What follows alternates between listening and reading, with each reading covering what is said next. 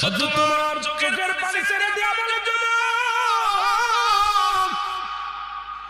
তুমি জানলে করেছো তোমাকে কঠিন শাস্তির সম্মুখীন হতে হবে।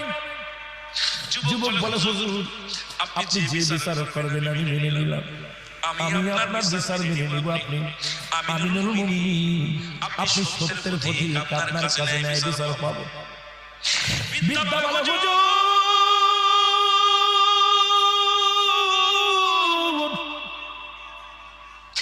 দুই নাম্বার বিচার, আমার ছেলে মানুষ হত্যা করেছে, জোরে বলেন নাউজুবিল্লাহ। ওমর ফারুক ক্ষিপ্ত হয়ে গেলেন, গায়ের রক্তগুলো টকবক করা শুরু করলো। ওমর ফারুক বলে যুবক রে, তুমি কি জানো না মানুষ হত্যা মহাপাপ? তুমি এত বড় গুরুতর অন্যায় করেছো, তোমার কঠিন বিচার হবে। হুজুর মেনে নিলাম। তৃতীয় নাম্বার আমার ছেলে মাদক সেবন করে, গাঁজা মদ ইয়াবা খায়। ফারুক আরো রাগান্বিত হয়ে গেলেন। এবার বলেন উজিরকে ডাকতে বলে উজির রে, প্রধান খলিফা তরবারি নিয়ে আয়। যুবককে চিরবিদায় করে দিতে হবে, এত পাপিষ্ঠর মুখ দেখবো না, একে চিরবিদায় করে দিতে হবে। তরবারি নিয়ে যখন সামনে হাজির হয়ে গেল, যুবকটা থরথর করে কাঁপতেছিল। হঠাৎ করে স্ট্রং হয়ে দাঁড়াইলেন, স্ট্রং হয়ে গেলেন। ডাকতে বলে যুবক বলে হুজুর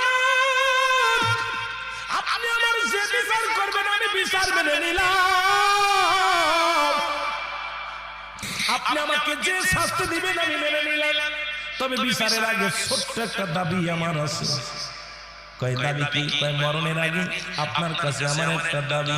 আমি জানি আপনি ন্যায় পরায়ণ বাদশাহ, আমি জানি আপনার কোনো বিচারে কোনো ভুল হবে না, আমি জানি আপনি ভালো মানুষ, আপনার মতো মহান মানুষ হয় না। তবে মরার আগে একটা দাবি আপনার কাছে করে যায়, আমাকে আপনি যে বিচার করবেন মেনে নিছি, আপনি তরবারি দিয়ে কাল্লা শিরচ্ছেদ করবে মেনে নিছি হুজুর। তবে আমার বিচারের আগে আমার বাবার বিচারটা আগে করা লাগবে।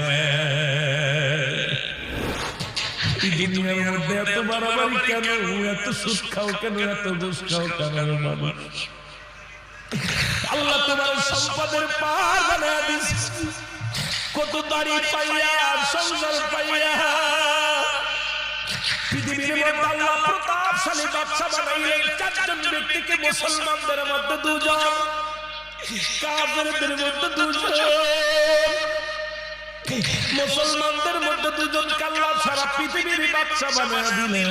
একজনের নাম হলো হযরত সুলাইমান, নবী সুলাইমান। আল্লাহ তাকে একটা সিংহাসন দান করলেন, এই সিংহাসন নিয়ে সারা পৃথিবী ভ্রমণ করেছেন মুসলমান। আরেকজন মুসলমানদের মধ্যে আরেকজন নাম হলো নবী জুলকারনাইন, বাদশা জুলকারনাইন। আল্লাহ তার এই দুনিয়ার মধ্যে 1600 বছর হায়াত দান করেছিল। 1600 বছর হায়াত দান করেছিল। একটা দুটি বছর নয়, বাংলাদেশের মানুষ আমরা 1600 বছর বাঁচি না। উপরে যদি বাঁচি আমরা গড়াই মুসলমান, আমাদের 43 ধরছে বর্তমান সরকার। গবেষণা করছে বাংলাদেশের মানুষ 43 বা 60 বছর গড়াই মুসলমান। এই 60 বছরের জিন্দেগির মধ্যে তুমি 10টা বছর কাটাইলা বাল্য জীবন, 10 বছর তোমার ছোট জীবন পার হয়ে গেল। এবার তুমি মুসলমান, ও দুনিয়ার মানুষ শোনো, আর 15 বছর গেল তোমার, 30 বছর গেল ঘুমের মধ্যে। 60 বছরের জিন্দেগির মধ্যে 30 বছর যায় ঘুমের ঘরে, আর 30 বছরের 15 বছর যায় তোমার বাল্য জীবনে মুসলমান। 10টা বছর কাটাইলা বিয়ে শাদী সংসার নিয়ে, 5টা বছর আমার আল্লাহর ইবাদত বন্দেগী করতে পারো নাই। তুমি 60 বছরের জিন্দেগি কয়দিন আমার আল্লাহরে রাখছো? এ বান্দা, আমি কথাগুলো বললে বুঝতে পারবেন, কারণ আপনাকে এত আদর করে আমার আল্লাহ বানাইছে। এই জমিনটা আমার আল্লাহ বানাইছে কোন আর ফায়াকুন বলিয়া।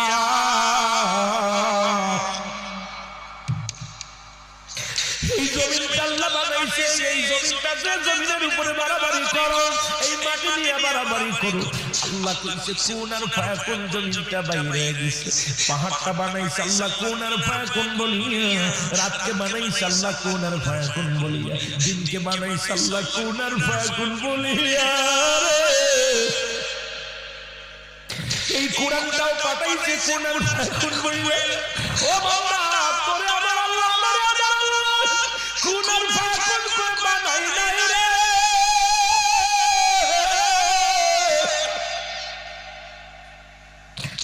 এই দুনিয়া সৃষ্টি করতে আল্লাহ হুকুম দিয়া পাহাড় সৃষ্টি করতে আল্লাহ হুকুম দিয়া পানি সৃষ্টি করতে আল্লাহ হুকুম দিয়া নদী নালা খাল বিল যা কিছু আমার আল্লাহ বানাইলে সব কিছু বানাইলে হুকুম দিয়া আল্লাহ তোরে বানাইছে তার কুদরতি হাতখানা দিয়া বান্দারে তুই বান্দা আমার মাওলার জিকির করবি এই নাকটা কত সুন্দর আমার আল্লাহ বানাইলো এই চোখ দুটি কত সুন্দর আমার আল্লাহ বানাইলো আল্লাহ তোরে কান দুটি কত সুন্দর বানাইলো মুখটা কত সুন্দর বানাইলো বান্দারে তোর 4 ইঞ্চি কপালটা কত সুন্দর বানাইলো বান্দারে এই কুদরতি হাতে তোমারে বানানোর পিছে একটাই কারণ আল্লাহ আল্লাহ তাই বান্দার এই গোলামগুলো আমার সিজদা করবে আমি আল্লাহর সিজদার মধ্যে যখন ডাকবে আমি আল্লাহ এই বান্দা বান্দির উপরে খুশি হয়ে যাব এই জন্য দুনিয়ার মধ্যে আমার আল্লাহ এই বান্দারে বানাইলো তার কুদরতি হাত দিয়া জোরে জোরে চিল্লা বলা যাবে না সুবহানাল্লাহ আল্লাহ বলে আমি মানুষের মধ্যে না কোনো তোরা বলবে আমার ইমান আছে বিল্লাহ